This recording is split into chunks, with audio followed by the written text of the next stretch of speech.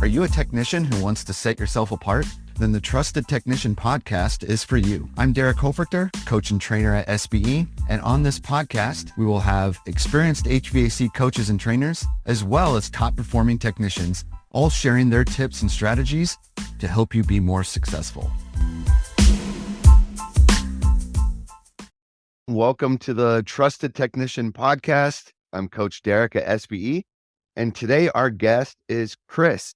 Chris is at Russell's Heating, Cooling, Plumbing, and Electric out in Virginia. Chris, welcome to the podcast.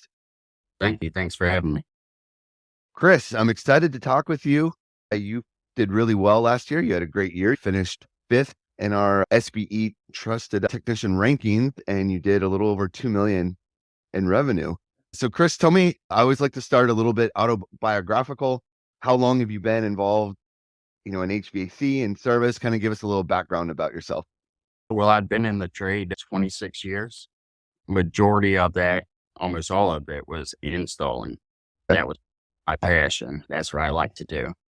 I did own a business, so I ran service. So it wasn't that I didn't know how to do it. I just liked to install. Now I'm just too old. Too old for it. What made you love install so much? I'm not sure. I just like the craft of it. You could tell when you went to one of my installs. Okay. You took a lot of pride in how it was done right, done well, all of those things. Okay. I appreciate that. What do you love most about being in the trades? It's taught me a lot. I mean, I'm very handy because of it. You can build just about anything, work on just about anything. And a lot of that is from doing this. Yeah. And I think being able to switch so seamlessly and expertly from install as a passion to having a really good service year, I think speaks to being able to do everything. What do you find most challenging about working in the trades? The most challenging is it's on demand. When it's duty calls, you have to do it. Meaning summertime, it's a lot of late days. You don't know when you're getting off. That can be challenging. Yeah, absolutely. So, Chris, something that I heard you say that was interesting to me that I want to dive into a little bit more. As you say, you analyze everything. What do you mean by that? Give me some examples of what you do and what you're analyzing, and why do you do that? That's just always how I absorb everything and put it in the back and, take from it what I feel is necessary. So what would be something that you would analyze? Like you ran a call and someone was like, no, or maybe I need to think about it, or is that what you're talking about, of like you're going to analyze that whole situation? Yeah, pretty much. Dad and other successful people, I tend to pick their brains without them knowing that I'm doing it. Things like that, what works for them. And then when I'm in the field, whatever works for me, and I try to build upon that. Okay. So is it pretty immediate too? Like, are you analyzing it like as soon as you leave the call, or is okay? So you're saying, yeah, and just like you replay it and kind of think I should have done this differently, or this could have happened, or do you tend to focus on the negative or the positive, or both? Like when you analyze it, is there any weight to one or the other? Well, I kind of just let the negativity I don't try not to think about it. Okay, just let that part go. Yeah, just try to build on the positive stuff, and I'm very good at repetition. I can repeat things, on a consistent basis per day. So, okay, so it's a constant like you just got done with a call. There was some negative stuff. You're going to try not to let that affect the next call, right? We gotta kind of wash that out, but then you're going to analyze, okay, I did this, I did this, I did this. Maybe I should repeat some of that, or maybe that worked. Is that sort of a little bit of the process? Yeah, for sure. Why do you think you do that? Where did that come from? I'm not sure. I've always strived to do good. I've always wanted to be the best at anything. Yeah. Okay. So have you ever had like a coach along the way that would intentionally make you debrief things? Well, we do a little bit of coaching here. Yeah. Because I like what you're saying about analyzing and stuff. And from my seat as a coach, oftentimes it's really hard to get techs bought into this idea of analyzing their calls, Yeah. which is oftentimes what a coach does, right? If we think about sports, like, let's say we like football. What is the coach doing? It's like, hey, let's look at the tape. Let's look at the Yeah. film. Let's analyze. Yeah. And I found a lot of technicians, don't want to do that, don't like it. It's sort of like next call, next call, next call, move forward, move on. So like, this is like music to my coach's ears. You're talking about Right. how much you love to analyze. Yeah. You gotta have to be intentional. That's for sure. So talk to me a little bit about, because you obviously had a good year. What are you intentional about when you're running to a call? What are your intentions that you're going to do on the call? Well, first off, of course, I always want to sell something, but I'm just gonna be very upfront with the customer, try to figure them out exactly who they are, what kind of person they are. So that's pretty much my first step, and just my whole process. Why is that so important to know who they are? What is gonna reflect on when you bring things up and what things you're bringing up. Okay, so it's going to inform your strategy with them or the options that they might want. So what do you do to figure out who they are? Like how, because I think a lot of people, right, they're maybe hesitant to maybe share too much info, especially if they've never met you before, right? Or things like that. So what's sort of your strategy to start to figure out who they are? As soon as I pull up, I'm looking at the house, how it's kept, the vehicles, everything. Okay. What about once you start talking with them? Do you have like some go-to questions or go-to topics that you try to explore with them? It's pretty much all the same every single time. The questions. Yeah, walk me through it a little bit.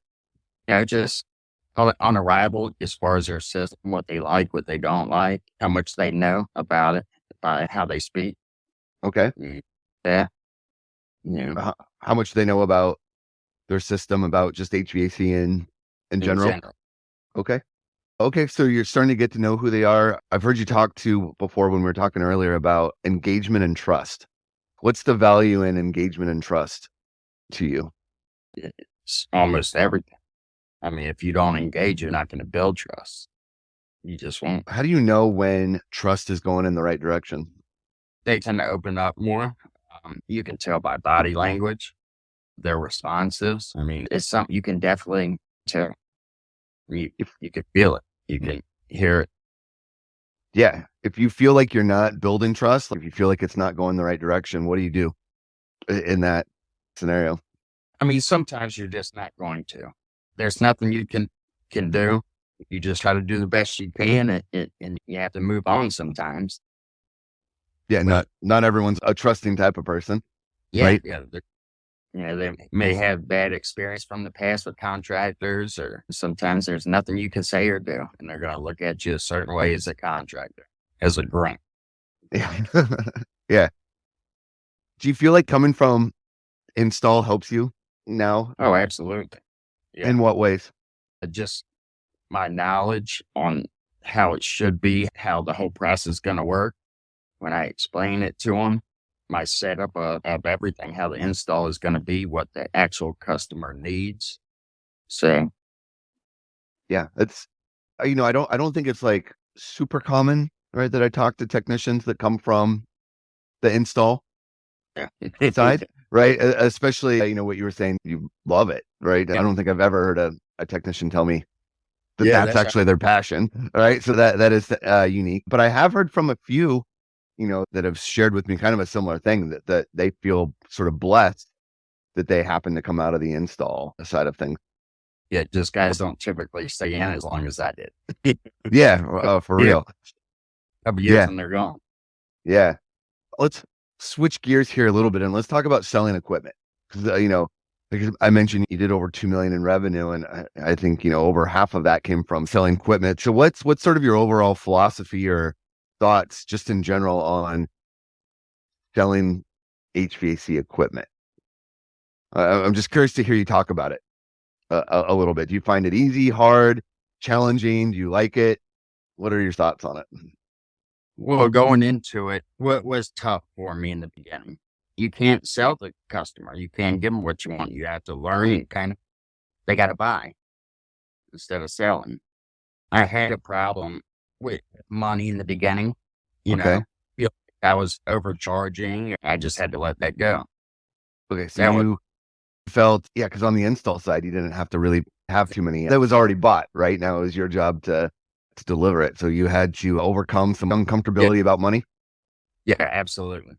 How did you do that? Because a lot of technicians struggle with this. This is like a big thing that holds a lot of them back. So how did you overcome it? I just bought into the system here because, they talk about it. Berto was a big part of that.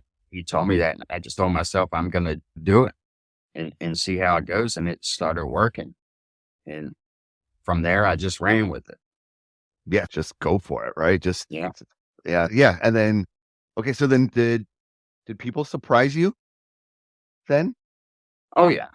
Always. Yeah, Always. but you're thinking like, there's no way, but I'm gonna say it anyway. And then Yeah. people are like, okay, yeah. When you're in front of a, let's say an older system, how do you typically get down the path of the replacement, right? Like, what's sort of your strategy? Are you just making sure to be thorough? Give them Well, all yeah. yeah, go for it. Yeah. I'm going to dig into that system. Tell me more. I'm going through everything. I'm documenting everything. I'm taking pictures. So that way, when I get to that customer, they can see it or I can physically show them. And it's a lot of what ifs or it can be, you got to build a picture with them. Okay, so it's an idea of you're building a picture, but it's the complete picture, Right. right? What's in their best interest, And so, 0 to 100 times. yeah, the full intensity, because some people are not ready yet for a new system. Some people maybe are already sort of thinking that way. Your idea is I'm going to give them the full idea of everything well, basically all their options, right? Yeah. Yeah. Okay. Do you try to go down the route of repair first? No, Okay. So just tell me then a little bit. it really depends. I mean, if it's something small and simple, yeah. But if that system is 10 plus and it's going to be $800,000, we probably should talk. And really depends on the shape and past history on it. Okay, so that's part of the full picture is also what's happened in the past. Yeah. And you have to know that. Oh yeah, either by looking through notes or if they're a new customer, with just being thorough with your questions. Yeah. Yeah. And when you dig into the system, you can tell When you're taking the photos, what are you taking photos of? everything, ductwork condition, if it has growth, coils, the holes add up, Okay. What do you want the homeowner to see in those photos? the worst conditions. Ye- I mean, just the shape it's in. Yeah, of course, you're not lying to them.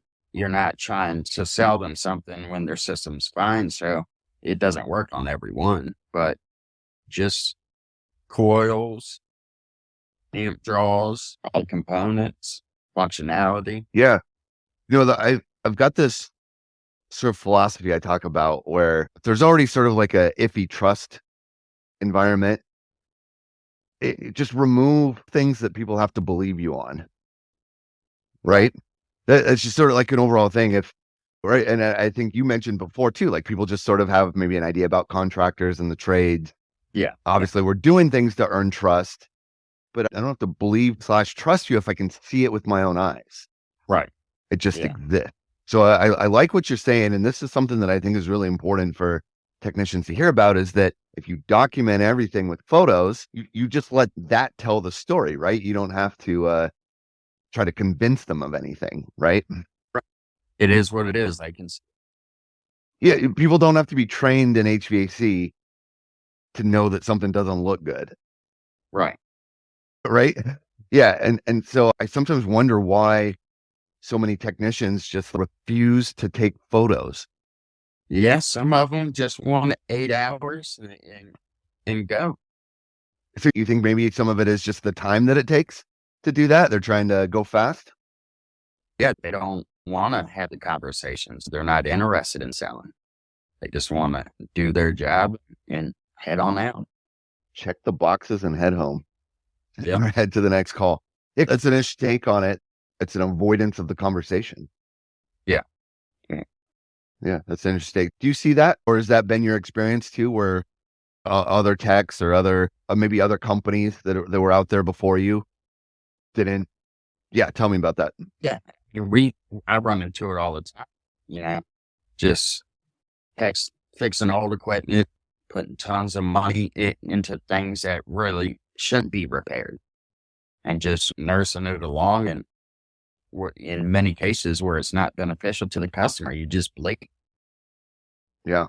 So then it's part of why that's something that I'm interested in, because it's like, I think like maybe the technician self-justifies this Right. Yep. of I'm somehow doing the homeowner a favor, or this is like I'm operating in the homeowner's best interest, but it's really Yes. not. Now, you can't go off what your belief is, that it's theirs. But if you don't bring certain things to them, they don't know what it is. Yeah. So it's like, be thorough, document everything, get all the cards out on the table, Yeah. and let the homeowner make the best decision with all of the info. Yeah. Yeah. It seems so simple, and yet, It does. Oh, good. yeah, that sounds so simple when we're talking about it. But I mean, this is the difference for everyone listening. This is the difference between a tech who does over 2 million in revenue and the average tech in North America does like 200,000. Yeah. But again, probably the average way, the normal way is to not be thorough, not document things, not take photos, check some boxes and move on. Yes. Yeah. You call that the guys that get their A and hit the gate. I like that. Chris, we got to wrap up this conversation. If there was something that, obviously you've got a lot of experience, you've been in the trades for a while, you did really well. If you could pass something on, for the technicians listening to this, who maybe they're like, man, I want to have a year like Chris did. If you could just like pass on invite to technicians, what would you say to You them? just have to, first off, you have to have that drive. You got to give it 100%. If you go on there, basically, you're not going to succeed. Got to be a steward. You got to pick everything up and not quit. You just got to go hard. How do you keep wanting it, Chris? How do you stay motivated year round? I don't like to lose at anything. We have some guys here that are pretty damn good, and I don't want to be second. Okay. So sometimes maybe then if it's not just inherently internal, like it is healthy to have competition, right? So maybe that would be something too, where they need to find, whether it's at their company or some colleagues or some peers, like Right. Yeah. find some people to push each other. Yeah. Not everybody has that, but if you want to be up there, I think you need to have that. Yeah, I agree. Well, you won at your company last year. You're the highest ranked Russell's Tech. So is that the plan again? You're going to try to? Oh yes. Yeah. Well, I want the whole. I don't want to be fifth in SPE. Oh yeah, go for that number one spot. I'll be number one. All right, we'll keep an eye on it. All right, Chris, thanks so much for joining our podcast. All right. Thank you. Thanks for having me.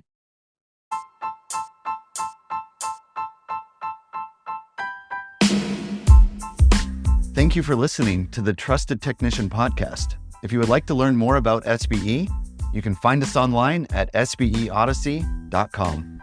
If you enjoyed today's episode, we would appreciate it if you would leave us a review. Thank you for tuning in, and we'll see you next time.